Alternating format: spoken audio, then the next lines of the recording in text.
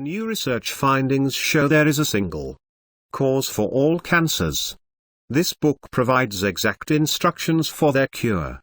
The cure for all cancers, including over 100 case histories of persons cured, plus 2 revolutionary electronic circuits. One to diagnose and monitor progress. The other 2 zap parasites and bacteria. Halderidge Clark, Ph.D. N.D. Cancer can now be cured, not just treated. We are not accustomed to thinking about a cure for cancer. We think of remission as the only possibility. But this book is not about remission. It is about a cure. This is possible because in 1990 I discovered the true cause of cancer. The cause is a certain parasite, for which I have found evidence in every cancer case regardless of the type of cancer. So lung cancer is not caused by smoking, colon cancer is not caused by a low roughage diet, breast cancer is not caused by a fatty diet, retinal blastoma is not caused by a rare gene, and pancreatic cancer is not caused by alcohol consumption. Although these are all contributing factors, they are not the cause. Once the true cause was found, the cure became obvious. But would it work? I set a goal of 100 cases to be cured of cancer before publishing my findings. That mark was passed in December 1992. The discovery of the cause and cure of all cancers has stood the test of time, and here it is. You may not have time to read this entire book first if you have cancer and are scheduled for surgery, chemotherapy or radiation treatment. You may wish to skip the first pages which describe how a parasite and a solvent cause cancer to develop. Go directly to the instructions on eliminating the parasite with herbs cancer curing recipe, page 19, or with electricity zapping parasites, page 30. Using the herbal recipe along with the zapper is best. It only takes days to be cured of cancer regardless of the type you have. It does not matter how far progressed the cancer is, you can still stop it immediately. After you have stopped the cancer, you can turn your attention to getting well part 2. Read the case histories to see how easy it is to stop even terminal cancers part 3. Learn from them to avoid mistakes. Does this mean you can cancel your date for surgery, radiation or chemotherapy? Yes, after curing your cancer with this recipe, it cannot come back. This is not a treatment for cancer, it is a cure. But if you do not wish to make your doctor angry, you could follow her or his wishes, too. Be careful not to lose any vital anatomical parts in surgery, though, because you may need them later when you are healthy. Remember that oncologists are kind, sensitive, compassionate people. They want the best for you. They have no way of knowing about the true cause and cure of cancer since it has not been published for them. I chose to publish it for you first so that it would come to your attention faster. Notice to the reader, the opinions and conclusions expressed in this book are mine, and unless expressed otherwise, mine alone. The opinions expressed herein are based on my scientific research and on specific case studies involving my clients. Be advised that every person is unique and may respond differently to the treatments described in this book. On occasion we have provided dosage recommendations where appropriate. Again, remember that we are all different and any new treatment should be applied in a cautious, common-sense fashion. The treatments outlined herein are not intended to be a replacement or substitute for other forms of conventional medical treatment. Please feel free to consult with your physician or other healthcare provider. I have indicated throughout this book the existence of pollutants in food and other products. These pollutants were identified using a testing device of my invention known as the syncrometer.tm. Complete instructions for building and using this device are contained in this book. Therefore anyone can repeat the tests described and verify the data. The syncrometer is more accurate and versatile than the best existing testing methods. A method for determining the degree of precision is also presented. However, at this point it only yields positive or negative results. It does not quantify. The chance of a false positive or a false negative is about 5%, which can be lessened by test repetition. It is in the public interest to know when a single bottle of a single product tests positive to a serious pollutant. If one does, the safest course is to avoid all bottles of that product entirely, which is what I repeatedly advise. These recommendations should be interpreted as an intent to warn and protect the public, not to provide a statistically significant analysis. It is my fervent hope that manufacturers use the new electronic techniques in this book to make purer products than they ever have before. Acknowledgements. I would like to express my sincere gratitude to Frank Jerome, DDS, for the loan of his parasite slide collection. If he had not made a slide of Phaseolopsis buscae in his student years, and if he had not stored his slides carefully for 3 decades, finally to loan them to me in a generous offer, none of these discoveries would have been made. Furthermore, most of these HIV/AIDS patients could not have regained their health without his development of a new metal-free dentistry. Thanks are also due to his wife, Linda, for her patience and willingness to listen to new ideas. And a very special thank you is due to Mary L. Austin, Ph.D., now deceased, for her daily support and who, up to the age of 97, had an amazing open-mindedness. Another special thank you goes to my son, Jeffrey, whose suggestions, computer expertise, help with instrumentation, and editing were indispensable and very much appreciated.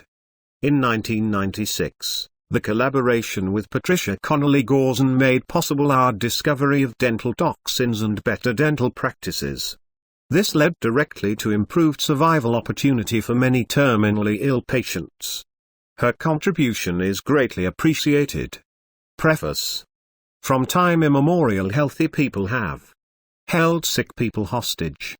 The witch doctor, medicine man and woman, herbalist and clinician are all alike in this respect.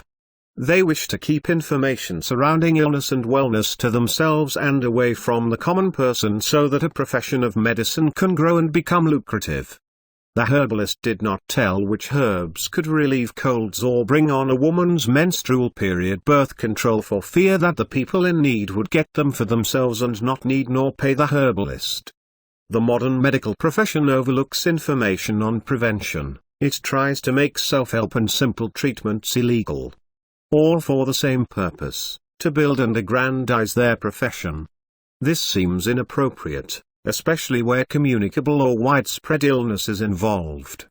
This example is taken from a text on herbology. This bath is a safe and sane procedure and will prove most beneficial to those who are obese and desire to reduce safely. In combination with the internal treatment with decoction of fucus, this course is worth considerable to very stout people, and should not be sold too cheaply. It is a grave mistake to put this scientific treatment in the same class as the many advertised nostrums on the market. It is also a mistake to let your patient know what you are using.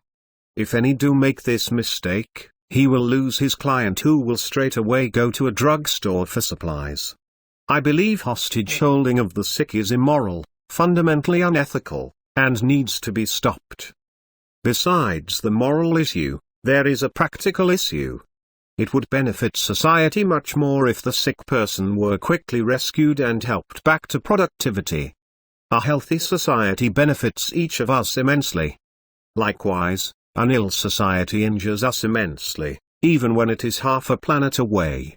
With this book, I hope to give away as many secrets as I can about the cause and the cure of all cancers, letting the truth come first and professional concerns come last. The human species can no longer afford to make a business out of illness. Global travel reduces our planet to the size of our backyards. In order to keep our own backyards clean, the neighbors must keep theirs clean. So it is with keeping our bodies free of viruses, bacteria and parasites. We all must be free of them. The concept of health as a narrow professional concern is obsolete. This book is intended as a gift to humanity. I make a plea to the public and private sector of the medical community not to suppress this information but to disperse it regardless of embarrassment or liability from the simplicity and newness of the cure, provided only that it meets your standard of truth. Abstract summary.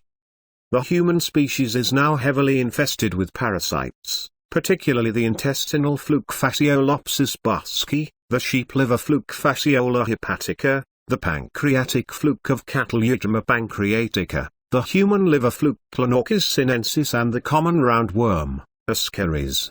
The increase in fluke parasitism is due to the establishment of a new biological reservoir in cattle, fowl and household pets. The increase in Ascaris parasitism is probably due to harboring of household pets. At the same time, microcontamination of the human food supply with derivatives of the petroleum industry has occurred. These include solvents, antiseptics and numerous products used directly in the food industry. In the presence of isopropyl alcohol, F. buski can complete its entire life cycle in the human body, not requiring a snail as an intermediate host, as it usually does. Other solvents contributing to parasitism include benzene, methanol, xylene, and toluene, which now occur as residues in our foods and pollute our body products such as toothpaste, mouthwash, lotions and cosmetics. These solvents are also contaminants of animal feed, and thus are responsible for establishing the new biological reservoir or source of infection of flukes. Different solvents accumulate preferentially in different organs. Isopropyl alcohol accumulates in the liver, resulting in completion of the life cycle of Fasciolopsis in the liver. This establishes the malignant process, namely the production of the mitotic stimulant, orthophosphotyrosine. Orthophosphotyrosine and a variety of growth factors are produced in the human host organs, possibly for the parasite's own use, inadvertently including the human tissue in its sphere of influence. The presence of an adult fluke in the liver signals the production of orthophosphotyrosine in a distant organ. This organ appears to be chosen on the basis of DNA-producing bacteria present there, as well as specific carcinogens. The difference between persons who accumulate isopropyl alcohol and those who metabolize it promptly is the presence of aflatoxin B in the former.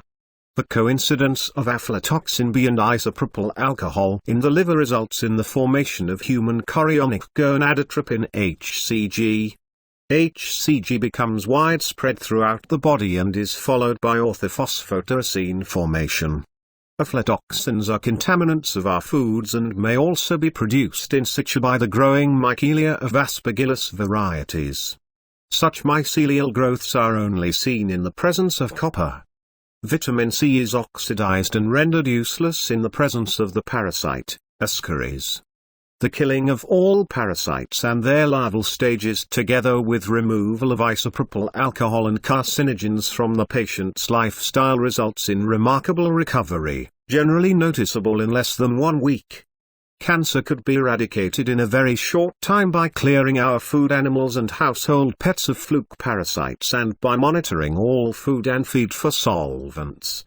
Stopping consumption of mycotoxins and ceasing exposure to copper, cobalt and vanadium is essential for tumor regression.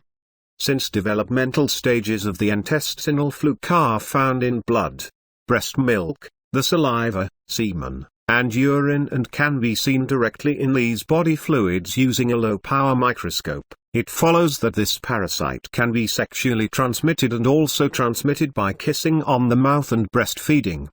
However, the recipient would develop cancer only if isopropyl alcohol were accumulated in his or her body. A common bacterium species, Clostridium, manufactures isopropyl alcohol in the digestive tract and under dental restorations. The use of betaine as a food supplement and removal of dental fillings clear these up. All the technical information presented here can be obtained with a device called a synchrometer, and the methods used are discussed in How to Test Yourself. A simple circuit is also described which can be built by a novice and allows anyone to reproduce